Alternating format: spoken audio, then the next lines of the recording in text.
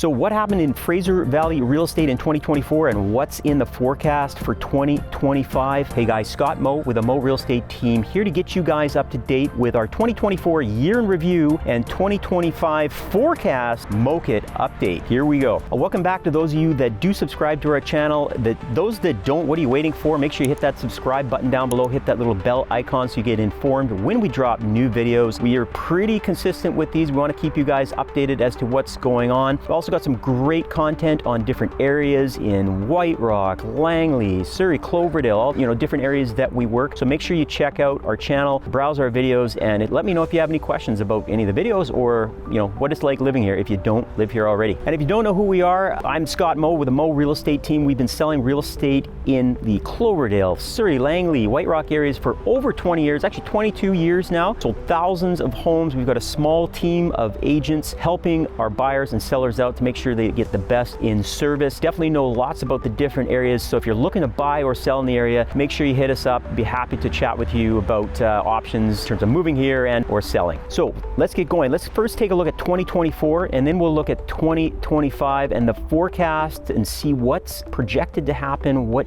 I think might happen, so you guys have a bit of leg up on the competition. Now in terms of sales, 2024 actually had the lowest number of sales in the past 10 years in the Fraser Valley. Just looking at my notes here, 14,570 sales, decline of 1% versus 2023 and 24% below the 10-year average. So it was quite a slow year for sales. That being said, we did have a fairly busy year. We actually sold more in 2024 than we did in 2023. So we bucked the trend, I guess. Now, out of interest, a whopping 51% of those sales actually happened in the city of Surrey. So there's a lot of activity in Surrey, a lot of properties in Surrey, a lot of people live in Surrey. So that is understandable. Right behind them was Langley. Langley had 24% of those sales in 2024 and Abbotsford right behind at 15%. So an interesting breakdown on the different areas and the number of sales happening. And in terms of prices, the composite benchmark price in the Fraser Valley was actually down 2% year over year to $965,000, down 4% from its peak in March though. So,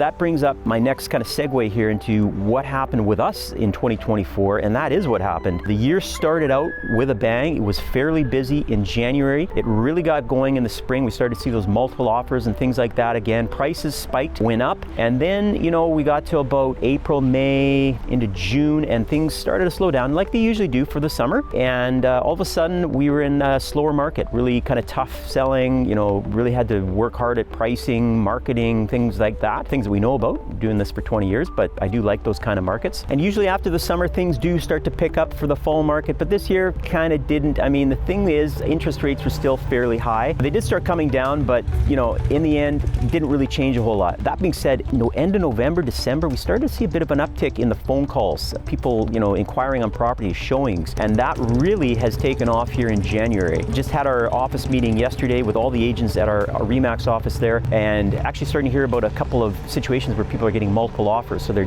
listing properties, getting offers, and like one had 10 offers. So I don't know, is that a sign of things to come? Part of me hopes not, because it definitely makes it difficult for buyers to buy. I've got young kids, need to buy a house, so it's going to be tough for them moving forward if they want to stay in BC. But you know what? That is the market we're in. Look at behind me. Like, this is where we live. It's, January. I'm barely wearing any clothes here.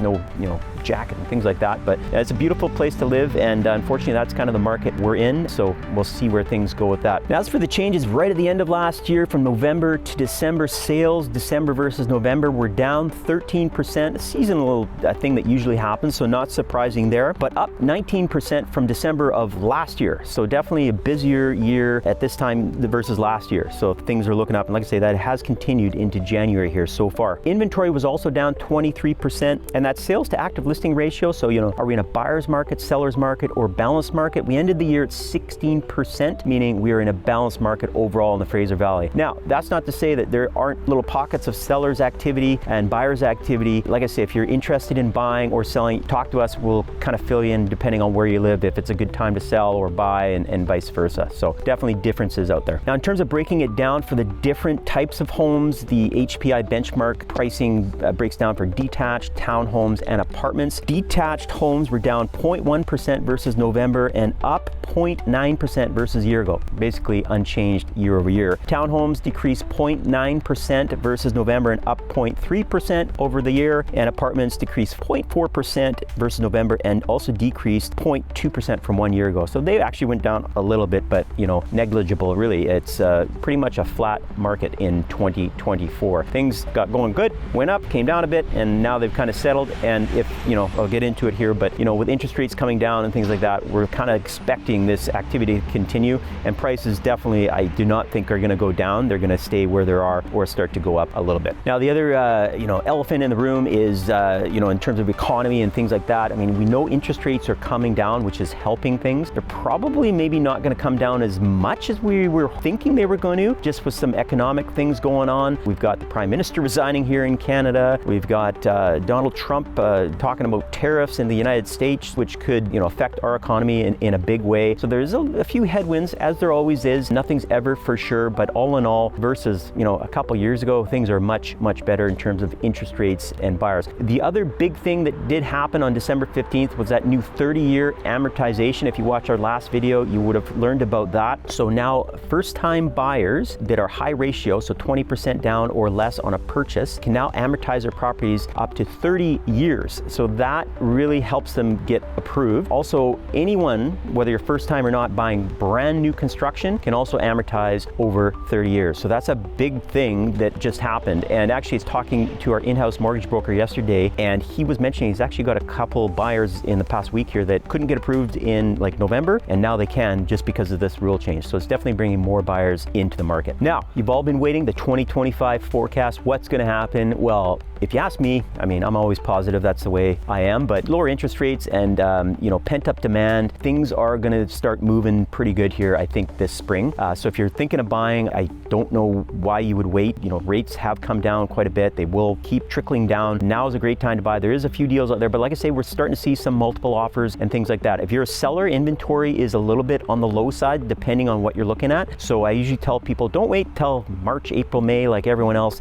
Talk to us now and let's get it ready and probably get on the market, because, if you list sooner rather than later, you might actually luck out and maybe get a little bit more money, in my opinion, and knowing what I have seen over the years. Now, in terms of forecasts by, the Canadian Real Estate Association, and I've also got one from RE/MAX here, I'll just fill you in on those. Canadian Real Estate Association sees an 8.6% increase in sales this year versus 2024. And in the fall, they had about a 6.6% increase this year, so they've actually revised that upwards, which is interesting. And they also see the national average home price climbing by about 4.7% this year. That's all of Canada combined. Now, RE/MAX, they actually break it down a little bit more so I can get into kind of Greater Vancouver and what they're thinking, but they got the national average at 5%, prices rising. And then most areas also, the report mentioned, should be in a seller's market. So again, that pent-up demand, lower inventory, it's going to be a busy year. And then in terms of Greater Vancouver, average prices should rise 7%, they say, and sales up 20% from this year. That's a big jump. So again, all signals point to a really busy year in real estate. If you're thinking of buying or selling this year, don't wait to talk to us. Talk to us now. We're not going to force you to buy or sell, but hey, we'll give you the facts and, at least get started with the process, give you guys some ideas and tell you what's going on. Because like I say, stats come out and those are usually a month old. I'm in the market right now. I can tell you if this style of house is selling or this price point is hot. So yeah, pick up the phone, send us an email. We're happy to help you guys out. And again, thanks for watching this. Hey, hit that subscribe button. Love to talk to you guys every month if I can. And